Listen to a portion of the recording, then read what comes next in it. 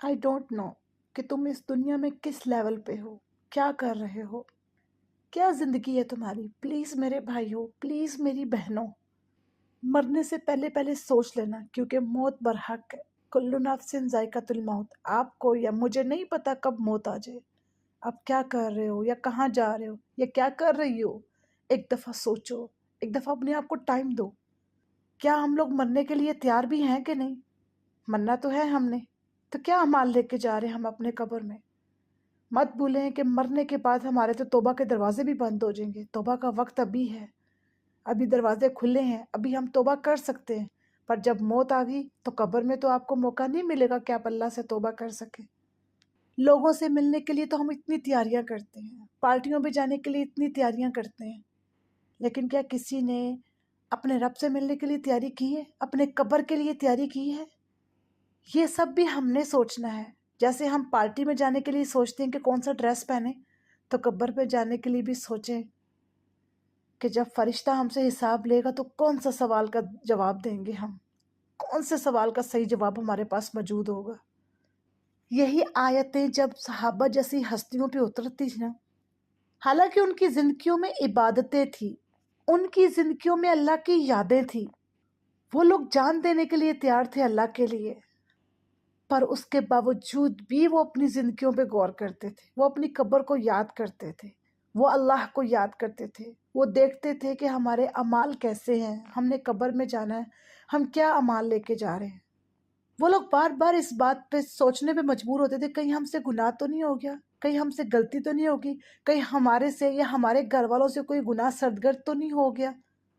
पर यहाँ हमारा मामला इतना अजीब है कि हम अल्लाह की बात को सही से सुनने के लिए तैयार तक नहीं है। हम फहशियत में इतना आगे निकल चुके हैं कि जहाँ पे अल्लाह का जिक्र आता है, अल्लाह की बात आती है, तो हम सुनने को तैयार नहीं होते, हम लड़ने को पड़ जाते हैं। कोई हमसे अगर सीधी बात करता है तो हम उसके गिरेबान को पढ़ते हैं, तू अपना मामला देख, तुझे क्या लगे, तूने अपनी कब्र में जाना, मैं जो मर्जी करूं, मेरी जिंदगी मेरी लाइफ। बहुत ही बेहुदा लफ्ज हम इस्तेमाल करना शुरू कर देते हैं। और अगर हमें कोई समझा दे, उनमें से कोई बंदा समझ भी जाए कि यार ये बंदा या बंदी ठीक कह रही है, तो फिर माशरे की वजह से वो जो अमल करने को तैयार हो जाता है वो पीछे हट जाता है, क्योंकि माशरा उसे ये अमल करने देता ही नहीं। माशरा उसे ताने इतने देता है, क्रिटिसाइज इतना ज़्यादा करता है कि वो आगे बढ़ ही नहीं पाता, वो अपने अकीदे पे कायम ही नहीं रह पाता, वो अल्लाह पे भरोसा कर ही नहीं पाता, वो दुनिया की बातों पे भरोसा कर बैठता है। मुझे बताएं, मैं या आप अपने मकसद से हम जब इतना दूर हट चुके हैं, हम ख्वाहिशात में इतने आगे निकल चुके हैं, तो जहन्नम से हमें कौन बचाएगा? हम अपने घर वालों को कैसे बचाएंगे? आने वाली नस्लों को कैसे बचाएंगे? क्योंकि जो काम हम कर रहे हैं वो हमारी नस्लें भी करेंगी, वो हमें फॉलो कर रही, हमें देख रही हैं। हम कल को ये नहीं कह सकते कि हमने तो अपनी नस्लों को ये नहीं सिखाया था। डेफिनेटली जो आप कर रहे हो वही आपको फॉलो करेंगे ना, आपके बच्चे। सच तो ये है कि हर नौजवान लड़का लड़की पागल हुए पड़े हैं, दुनिया के अलावा उन्हें कुछ दिखता ही नहीं है। उन्हें लगता है कि ये दुनिया ही सब कुछ है, पर वो नादान ये भूल बैठे हैं कि दुनिया सब कुछ नहीं है। ये 2 दिन की जिंदगी हम लेकर आए हैं, हमारी जिंदगी अल्लाह के पास अमानत है, हमने वापस लौटना है। किस मुंह से अल्लाह के सामने जाएंगे? रोज़े महशर में अल्लाह का सामना कैसे करेंगे?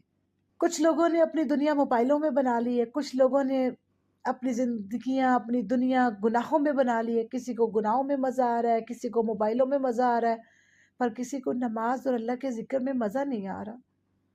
वो बंदा या बंदी सुबह आंख खोलने से लेके रात आंख बंद करने तक एक दफा भी अपनी आखिरत के बारे में नहीं सोचता। वो बंदा या बंदी कैसे बनाएगी अपनी आखिरत? क्या जवाब देगी अपने अल्लाह को? प्लीज मेरे भाइयों और बहनों, इस बात को समझने की कोशिश करो। दुनिया ने आपको एक लट्टू बनाया हुआ है, आपको घुमाया जा रहा है और आपको समझ नहीं आ रही। आपको हर चीज से गाफिल रखा जा रहा है और आप गाफिल बनते जा रहे हैं। जानते बूझते समझते हुए भी आप वो हरकत